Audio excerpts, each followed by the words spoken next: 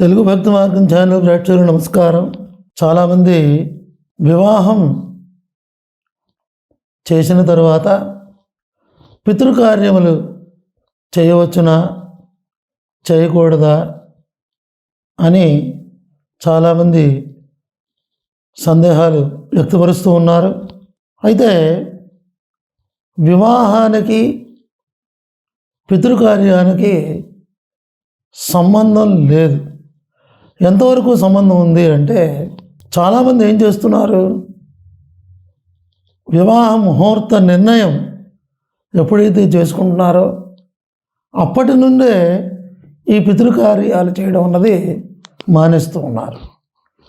అది మరలా 6 మాసాలు చేయకూడదని కొందరు, అలాగనే సంవత్సరం వరకు కూడా చేయకూడదని మరికొందరు ఈ విధమైనటువంటి అనుమానాల్ని, సందేహాల్ని చాలామంది వ్యక్తపరుస్తున్నారు.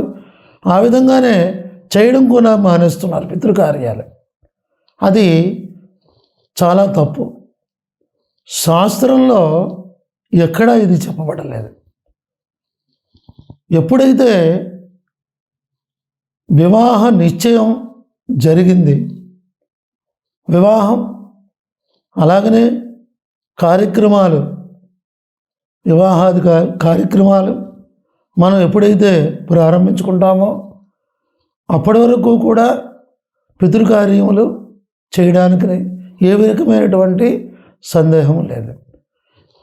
ఏ రోజైతే శుభస్తంభం వేస్తామో ఆ రోజు నుండి 16 రోజుల మధ్యస్థంలో పితృకార్యం పడకుండా చూసుకోవాలి. ముందు ఒకవేళ మనకు తెలియకుండా ఏదైనా తప్పిదం వల్ల పడినట్లయితే ఆ 16 రోజుల మధ్యస్థంలోనే ఈ పితృ కార్యక్రమం అన్నది చేయకూడదు అని శాస్త్రం చెబుతుంది. మొట్టమొదటి చెప్పినట్లుగా ఆ 16 రోజుల మధ్యస్థంలో పితృకార్యం అంటే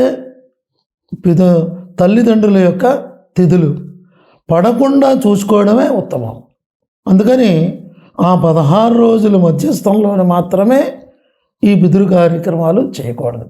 అంతేగాని 6 మాసాల వరకు లేదా సంవత్సరం వరకు చేయకపోవడం అన్నది చాలా తప్పు. తద్వారా పితృదేవతలు శపిస్తారు. మనకి 1 సంవత్సరం అయితే పితృదేవతలకి 1 రోజుగా పరిగణింపబడుతుంది.